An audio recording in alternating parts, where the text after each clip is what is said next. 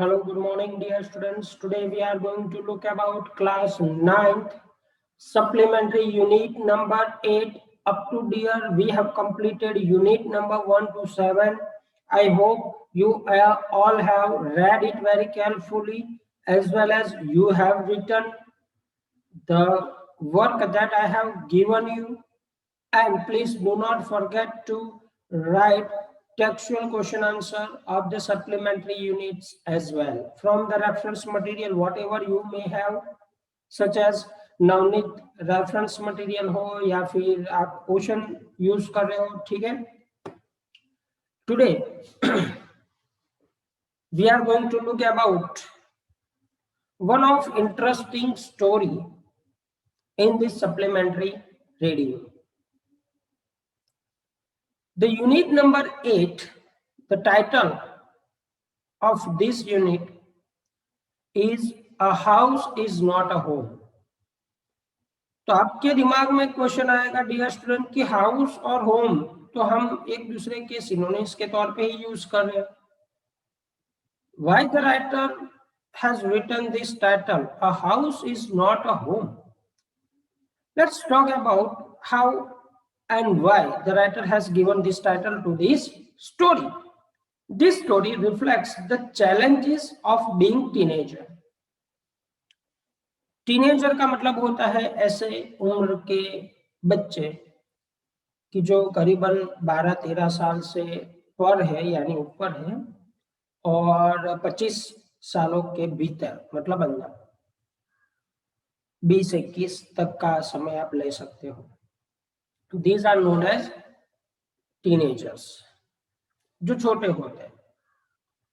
आप 7-8 साल से शुरू करके 15-18 या 20 तक जा सकते हो. And the problems of growing up, जब बच्चे जो टीनेजर होते हैं उनके जब बड़े होते हैं उस टाइम पे कौन कौन सी दिक्कतें आती हैं, और ऑथर यहाँ पे वही दिक्कतों को सामना करते करते कैसे बड़े होते हैं, अपने प्रॉब्लम्स को सॉल्व करते हैं, उसके बारे में इस यूनिट में हमें बताया गया. My first year of high school felt awkward. जब हमारा राइटर अपनी स्कूल में जाता है तब तक तो कोई दिक्कत नहीं होती है, लेकिन जब वे हाई स्कूल में पहुंचता है तब उसका जो पहला साल होता है उसको थोड़ा सा ऑकवर्ड फील होता है, अजीबोगरीब फीलिंग होती है. After living junior high at the head of my class with all my seniority, the upper grade levels could afford me. जब वो अपना जो माध्यमिक वाला डिपार्टमेंट होता है 10th वाला वो निकाल के सीनियरिटी के हिसाब से अब वो हायर क्लास में जाता है. It felt strange starting over a freshman.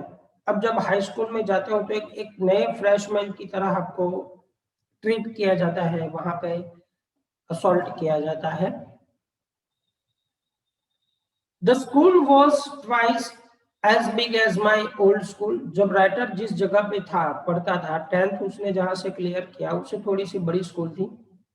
And to make matter worse, और चीजें और मुश्किल होती गई, और उसी चीजों को मुश्किल करने में my closest friend were sent to different high school. मेरे जो खास दोस्त थे उनको अलग अलग स्कूलों में भेज दिया गया. At that time I felt isolated. उस टाइम पे मैं अकेला महसूस करने लगा. I missed my old teacher so much that I would go back and visit them. मैं अपने टीचर्स को मिस कर रहा था. But obviously dear student, it is not only about this but also about us also, right? Because see either you or me, हम जब भी अपनी पुरानी स्कूल्स के अंदर जाते हैं तो अब हम वहाँ पे टीचर्स को मिलते हैं, बातचीत करते हैं, हम अपने ओल्ड मेमोरीज को याद करते हैं. They would encourage me to get involved in school activities so that I could meet new people. और वही टीचर्स मुझे उतना एनकरेजमेंट देते थे कि बेटा वहां पे जहां पे आप गए हो, जो जगह नहीं है वहां पे आप ऐसा कुछ करो कि जहां पे लोग आपको पहचाने, वहां की स्कूल की एक्टिविटी में जाओ, वहां के लोग जैसे पहचानेंगे, आपको आइसोलेशन फील नहीं होगा. They told me that in time I would adjust and probably end up loving my new school more than I had my old one. They made me a promise that when that happened, I would still come by and visit them for a time to time. उन्होंने कहा कि जब आप उस school के बाकी सारी activities के अंदर पार्ट लेना शुरू करोगे, वैसे ही आपको वहां के लोगों के साथ घुलने मिलेगा, टाइम मिलेगा, लोग आपको बुलाएंगे, बात करेंगे, आइसोलेशन फील नहीं होगा. लेकिन हमारा राइटर फिर भी बोल रहा है कि इतना हो जाने के बाद भी मैं यहाँ पे आया करूंगा और आपसे समय यांतर पे मिलके कुछ नई चीजें सीखता रहूंगा. I understood the psychology in what they were saying, but I took some comfort in it nonetheless. हमारा जो ऑथर है वो बोलता है कि एक सब्जेक्ट हायर क्लासेस के अंदर पढ़ाया जाता है जिसको साइकोलॉजी, तो वहां के लोगों के दिमाग की जो पढ़ना होता है, दिमाग पढ़ना होता है, जिसको हम मनोचिकित्सा भी बोलते हैं या मनोविज्ञान आप बोल सकते हो. लेकिन मैं उसको समझने की कोशिश कर रहा था उस टाइम पे. वन डे आफ्टरनून क्या हुआ, एक दिन संडे के दिन, Not long after I had started high school, अभी तो स्कूल हाई स्कूल शुरू किए बहुत समय भी नहीं बीता था. I was sitting at my home, मैं जब अपने घर पे बैठा था. At our dining room, मैं अपने डाइनिंग रूम पे बैठा था. टेबल डूइंग होमवर्क, मैं वहां पे होमवर्क कर रहा था. It was a cold and windy fall day. वो उस टाइम पे करीबन ठंड थी और पवन भी ज्यादा बह रही थी. And we had a fire going in our fireplace. और वहां रूम के अंदर आप लोगों को मालूम है कि एक जगह होती है जहाँ पे फायर प्लेस आप जला सकते हो, तो वहां पे एक फायर प्लेस चल रही थी. As usual, my red tabby cat was laying on the top of all my papers. मैं हर बार जब भी होमवर्क करने के लिए इस तरह से बैठता हूँ, तब मेरी जो पैट कैट है वो वहां पे मेरे जो पेपर्स है उस पर बैठी थी. Purring loudly and occasionally sweating at my pen for entertainment sake. कभी कभार वो मेरे पेन जो वहां पे पड़ी थी उस पर वो अटैक करती थी, उस तरह से पंजा मारने की कोशिश करती थी. For entertainment purpose only, nothing more than that. She was never far from me. वो मेरे से कभी दूर नहीं थी. I had rescued her when she was a kitten. जब वो छोटी सी बच्ची थी, मतलब छोटा सा कीटन के फॉर्म में थी, तब मैंने एक बार उसको बचाया था. And somehow she knew that I was one responsible for giving her the good life.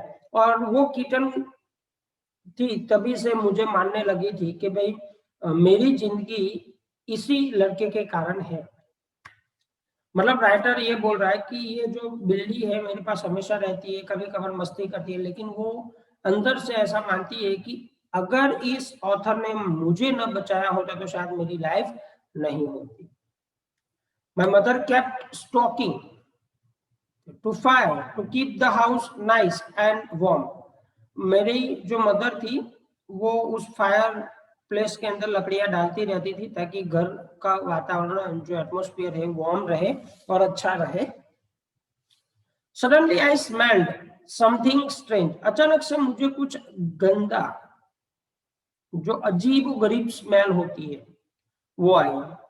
And then I noticed मैंने देखा कि smoke pouring in through the seems of the ceiling, जो स्मोक है वो उस सीलिंग से यू छत से होते हुए वापिस यू रोटेट होती है.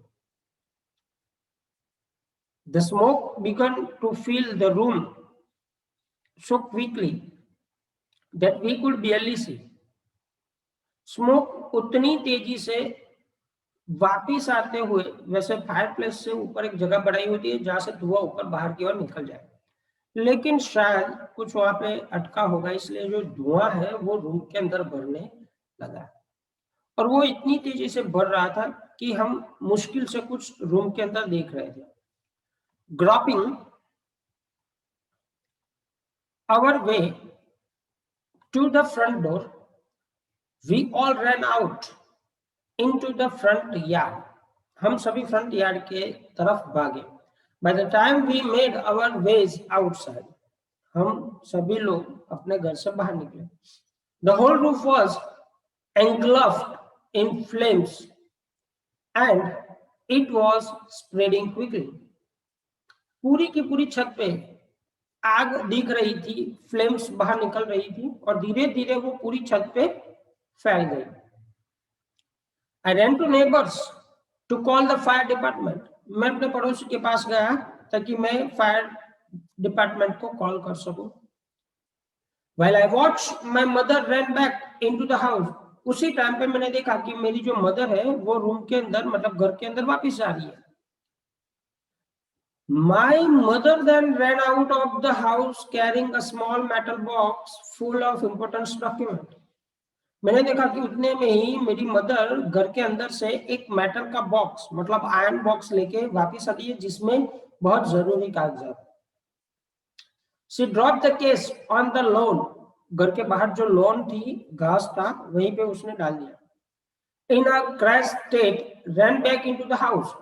फिर से वो जल्दी जल्दी में पागल सी हो चुकी हो, ऐसे स्टेट ऑफ माइंड के अंदर घर में वो वापस जाती है. I knew what she was after. मुझे मालूम है कि वो किसके पीछे गई. My mother had died when I was young. Sorry, my father was died when I was young. जब मैं छोटा था, यंग था, तभी मेरे फादर गुजर चुके थे. And I was certain that she was not going to let me his pictures and letters to go up in the flames.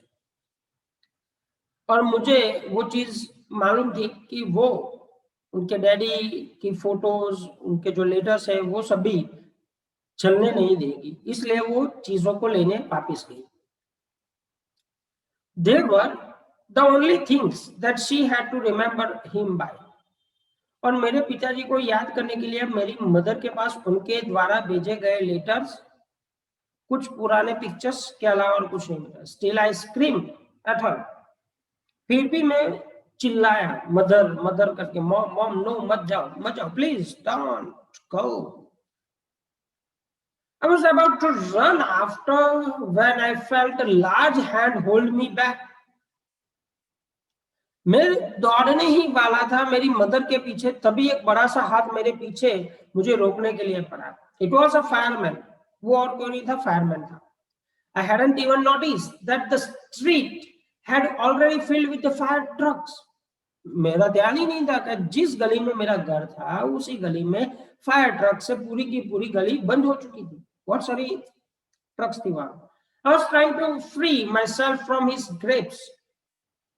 मैं उस फायरमैन ने जो पकड़ा था वहां से छोड़ने की, अपने आप को छुड़ाने की कोशिश कर रहा. Yelling, चिल्ला रहा था.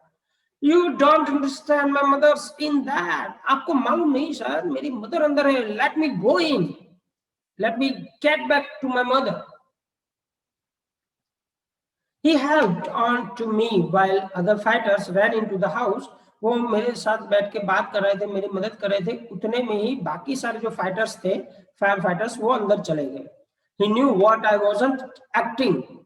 वो जानते थे कि मैं एक्टिंग नहीं कर रहा था, very logically, and that if he were to let go, I would run.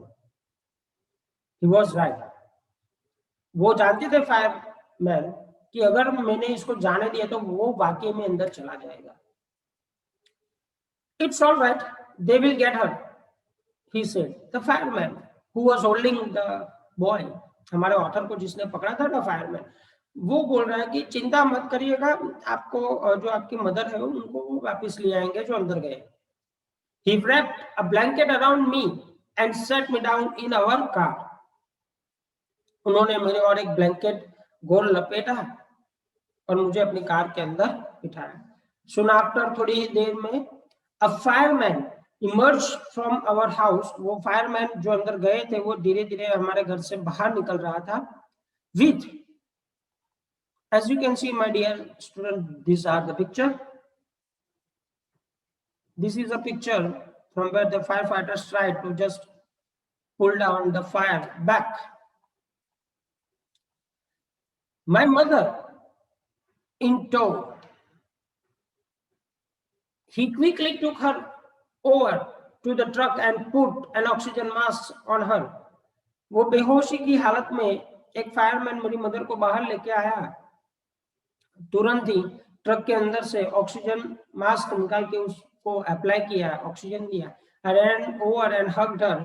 मैं जल्दी से मेरी मदर की ओर झपटा, दौड़ा और उसको आगोश में ले लिया. All those time I ever argued with her and hated her vanished at the thought of losing her. उस टाइम पे मैं उसके साथ थोड़ा सा नफरत करने भी लगा था. वैसे एक और मुझे प्यार आ रहा था मेरी मॉम पे, और दूसरी ओर मैं उसको बोलने की कोशिश कर रहा था कि तू वापस अंदर गई क्यों, अगर मैं तुझे भी खो देता तो. अब ये स्टूडेंट एक चीज आपको याद रखनी पड़ेगी कि ऑलरेडी ये हमारा जो ऑथर है एक फादर को खो चुका है, और ऐसे चक्कर में आग लगने के बाद वो जब अंदर गई वापस अगर न आती तो वो मदर भी खो बैठता. तो इसीलिए ऑब्वियसली एक लड़के के लिए माँ को थोड़ा सा इस परिस्थिति के दौरान उसको हेट होता है, लेकिन ये लॉन्ग टर्म नहीं है, वो पक्की वाली नफरत भी नहीं है. राइट.